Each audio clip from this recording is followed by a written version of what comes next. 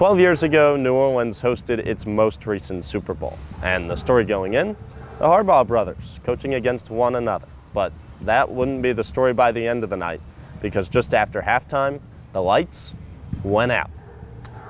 Well, not totally dark, but still dark enough to delay the world's biggest football game by 34 minutes. I was in the booth called NFL Control. There's me, who's the producer. I'm producing the actual broadcast. I was sitting in the stands with a few folks from ESPN. So I was here at the Super Bowl. I couldn't believe it. I had just started that job out in San Francisco, and the 49ers made the Super Bowl, and they go, Ahmed, one of your first responsibilities is to cover your first Super Bowl ever. I'm looking down, so I don't even see the lights go out. All of a sudden, I lose everything in my ears. The broadcast is gone, and so I don't know what's happening. And all of a sudden, Kevin Harlan, who's the play-by-play announcer and is also very passionate, starts shaking me like, oh my God, what's going on? What's going on? And he's like this. And so all of a sudden I look down, I've got nothing. I see he's got nothing, and he's banging his head, he's got nothing. So I use a couple choice words to myself, oh, blank. And I look around, I see the lights are out, and then I turn around to see my engineers, and I see everything is dark. Everything is dark. So now I'm like, holy blah, blah, blah. It was bizarre.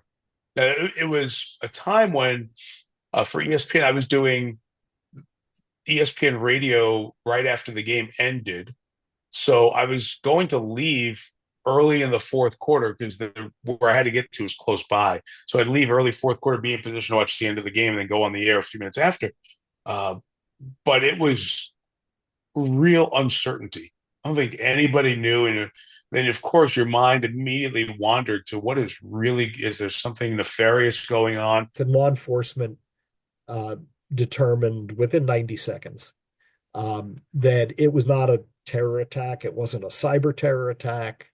It was not a fire. We had no unsafe conditions. And the stadium determined that one of the relays, which is like a giant circuit breaker, that one of them had tripped. Everything went out in the media room, so we had no contact with the outside world. And so I just thought it was like someone pulled a plug in the media room, and I was like, oh, okay, I guess I'll have to go out to the stadium. Nowadays, most stadiums have LED lighting. So you switch them on, they go on. You switch them off, they go off. Very simple.